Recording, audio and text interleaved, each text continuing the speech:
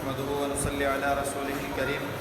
أما بعد فأعوذ بالله من الشيطان الرجيم بسم الله الرحمن الرحيم يا أيها الذين آمنوا لا تأكلوا أموالكم بينكم بالباطل وقال تعالى في مقام آخر وابتغ فيما آتاك الله الدار الآخرة ولا تنس نصيبك من الدنيا وأحسن كما أحسن الله إليك ولا تبغ الفساد في الأرض صدق الله وصدق رسوله النبي الكريم ونحن على ذلك لمن الشاهدين والشاكرين والحمد لله رب العالمين۔ میرے بھائیوں، دوستوں، بزرگوں، میں نے آپ کے سامنے قرآن کریم کی ایک آیت مبارکہ تلاوت کی ہے۔ دعا ہے کہ اللہ رب العزت صحیح بیان کرنے کی توفیق عطا فرمائے، مجھے اور آپ کو اس پر عمل کرنے کی توفیق عطا فرما دے۔ جو آیت میں نے آپ کے سامنے تلاوت کی، اس کا تعلق لوگوں کے ساتھ معاملات کرنے سے ہے کہ تم لوگوں کے مالوں کو ناحق نہ کھاؤ،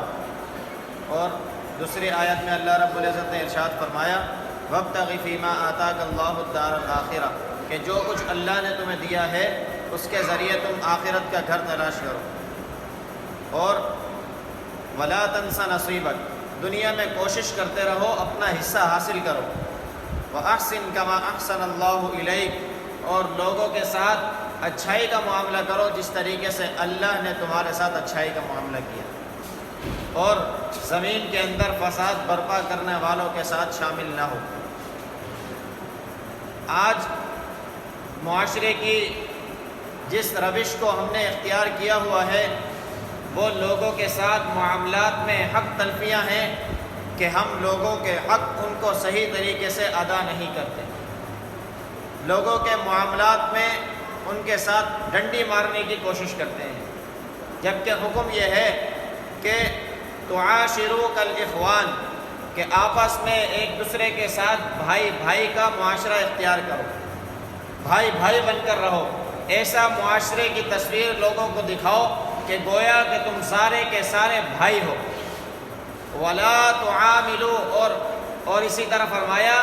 کہ تعاملوا کالاجانب، کہ آپس میں جو معاملہ ہے وہ اجنبیوں کی طرح کرو۔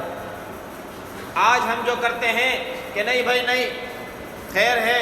ہوتا رہتا ہے، یہ معاملات کے اندر اختیار کرنے والی چیز نہیں ہے۔ ایک موقع پر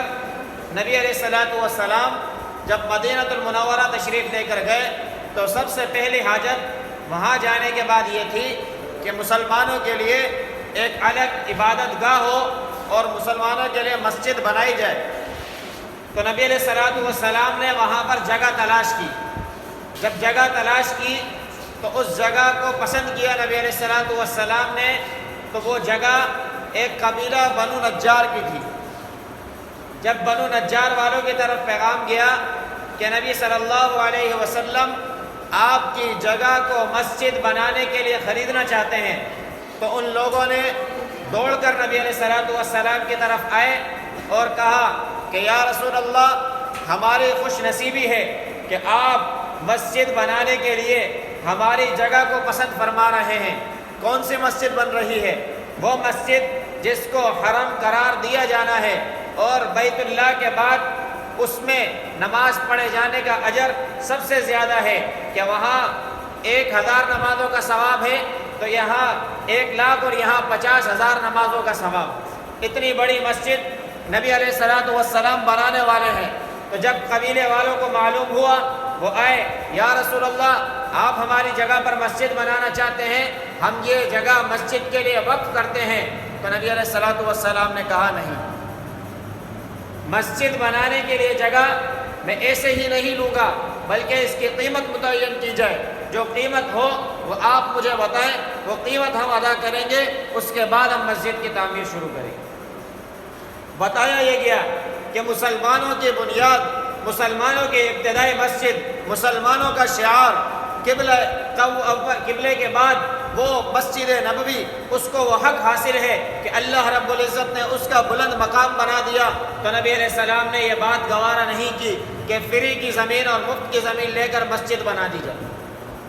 کہ آنے والے وقتوں کے اندر یہ بنو نجار والے کہیں کہ یہ زمین ہم نے دی تھی، یہ ہمارے قبیلے کی تھی، اسلام کے اوپر یہ حرف نبی علیہ السلام نے برداشت نہیں کی،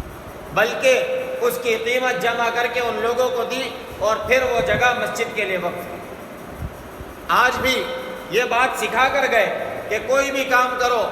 اپنے اوپر کرو، اپنے بلبوتے پہ کرو، اللہ سے مدد حاصل کرو، لیکن کسی اور کی جگہ کے اوپر یہ بات نہیں کہی جائے کہ اللہ کی راہ میں دینے سے اس کو کیا چیز روک رہی ہے، یہ اللہ کی راہ میں کیوں نہیں دیتا، آج زمین اپنی قبض کر کے بیٹھا ہے، اللہ کی راہ میں مسجد کیوں نہیں بنوا دیتا۔ تو نبی علیہ السلام نے یہ تعلیم دے دی کہ چاہے اللہ ہی کا کام کیوں نہ ہو، چاہے اللہ ہی کا گھر کیوں نہ بنایا جائے، لیکن کسی مسلمان کے اوپر، کسی انسان کے اوپر جبر اور ظلم کر کے اس کی زمین لے لی جائے اور اس پر مسجد اور مدرسہ بنا دیا جائے، اس کی بھی اجازت نہیں۔ اور اس سے یہ ہمیں سکھایا کہ تم اپنے دنیاوی زندگی کے اندر، اپنے چھوٹے چھوٹے معاملات کے اندر اللہ کے حکم کی طرف دیکھو، نبی علیہ السلام کے حکم کی طرف دیکھو، ان کی سیرت کی طرف دیکھو کہ اللہ اور اس کے رسول نے اس معاملے کے اندر کیسے معاملہ کیا۔ آج ہم معاملے کے اندر سارے خراب ہیں، معاملے کا میدان خالی ہو چکا ہے، ہم یہ سمجھ چکے ہیں کہ عبادات کی حد تک اسلام ہے، کہ نماز پڑھ لی اسلام کا حق ادا کر دیا، اور روزہ رکھ لیا اسلام کا حق ادا کر دیا، حج کر لیا اسلام کا حق ادا کر دیا، عمرہ ادا کر لیا اسلام کا حق ادا کر دیا، اسی طریقے سے زکوٰۃ ادا کر دی تو اسلام کا حق ادا کر دیا۔ بلکہ حقیقت یہ ہے کہ عبادات اسلام کا چوتھائی حصہ ہیں اور 3/4 حصہ معاملات پر مشتمل ہے کہ لوگوں کے ساتھ زندگی کس طریقے سے گزارنا، کیسے اپنے گھریلو زندگی ہونی چاہیے، کیسے معاشرتی زندگی ہونی چاہیے، کیسے بازار والی زندگی ہونی چاہیے۔ آج دیکھنے میں یہ آتا ہے کہ مسجد کی صف اول میں تو کھڑے ہیں، بڑی گاڑی اللہ رب العزت نے دی ہے،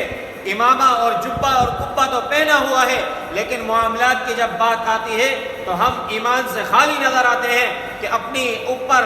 اپنے خلاف گواہی دینے کو تیار نہیں ہوتے اور حق تلفی کرنے پر آمادہ ہو جاتے ہیں، اسلام کے حق کو پامال کر دیتے ہیں، مسلمانوں کے حق کو دبا دیتے ہیں، لیکن اللہ کے حکم کو بھی ساتھ ساتھ دبا رہے ہوتے ہیں کہ جبکہ اللہ نے حکم دیا ہے کہ معاملات کے اندر ایسے معاملہ کرو کہ جیسے آپس میں اجنبی، کہ جس طریقے سے تم اجنبی کو کوئی چیز دیتے ہو تو کہتے ہو بھائی اچھی طرح دیکھ لو، بھائی اچھی طرح جانچ پڑتال کر لو، آپ بھی اس سے قیمت لیتے وقت اچھی طرح ایک ایک نوٹ چیک کر کے لیتے ہو۔ تو یہی طریقہ ہے کہ جب بھی کوئی معاملہ کرو تو اس کے اندر اچھی طریقے سے چیک کرنے کے بعد کوئی بھی کسی کے اوپر زیادتی نہ کرے۔ نبی علیہ السلام نے فرمایا کہ کل قرض جر نفعہ فہو ربا، یہ شریعت کا قانون ہے کہ ہر وہ قرض کہ جو کسی ایک کو نفع دے دے، متعاقدین میں سے ایک خریدنے والا ایک بیچنے والا، اگر ایسی شرط لگا دی گئی کہ جس میں سے کسی ایک کو فائدہ ہو کسی دوسرے کو نقصان ہو تو یہ شریعت کہتی ہے کہ یہ ربا ہے، یہ سود ہے۔ آج ہم کیا کر رہے ہیں، کس طرف ہم جا رہے ہیں؟ اپنا سودا بیچنے کے لیے، دنیاوی غرض کے لیے، دنیاوی مال و متاع کے لیے، دنیاوی زندگی کی آسائش کے لیے، اس حقیر زندگی کے لیے، اس فانی زندگی کے لیے، اس ختم ہو جانے والی زندگی کے لیے، اس جہنم کے اندر اپنا گھر بنا رہے ہیں، جنت سے اپنے آپ کو ہم خود نکال رہے ہیں، اپنے معاملات کو تباہ کر رہے ہیں، اپنی زندگی کو تباہ کر رہے ہیں۔ معاشرے کے اندر جس اچھے طریقے کو، جس اچھے رویے کو، جو اسلامی رویے کو اپنانا چاہیے تھا، اس رویے کو ہم نے چھوڑا ہوا ہے۔ اسلام اخلاق سے پھیلا ہے، آج اخلاق ہم نے چھوڑے ہوئے ہیں، اخلاق نظر نہیں آ رہے، کردار نظر نہیں آ رہا، لوگ اسی لیے اسلام سے متنفر ہو رہے ہیں۔ آج اس میدان میں آ کر کوشش کرنے کی ضرورت ہے کہ معاملات میں ہم اچھے ہو جائیں، معاملات میں ہم بہتر ہو جائیں، زبان ہماری سچ بولنے والی بن جائے۔ نبی علیہ السلام نے فرمایا من رآ منکم منکرا فلیغیرہ بیدہ، کہ تم میں سے کوئی شخص جب برائی کو دیکھے تو اگر اس کے اندر طاقت ہے تو اسے چاہیے کہ اس برائی کو اپنے ہاتھ سے تبدیل فرما دے۔ تبدیل فرما دینے کا مطلب یہی ہے کہ اس کو اچھائی میں تبدیل کر دے۔ جھوٹ معاشرے میں رائج ہے تو اپنی کوشش کر کے اس کو سچائی سے بدلنا شروع کریں۔ معاشرے میں ظلم رائج ہے تو اس ظلم کو ختم کرنے کے لیے اچھائی کو پھیلانے کی کوشش کریں، انصاف کے عمل کو جامہ پہنانے کی کوشش کریں، اور لوگوں کے ساتھ جو حق تلفیاں ہو رہی ہیں اس میں اپنا کردار پیش نہ کریں، بلکہ ان لوگوں کی باس پرس کریں جو ظلم کر رہے ہیں، حق تلفیاں کر رہے ہیں، جھوٹ کر رہے ہیں، معاملات خراب کر رہے ہیں۔ ایسے لوگوں کے گریبان کو پکڑ کر جھنجھوڑیں،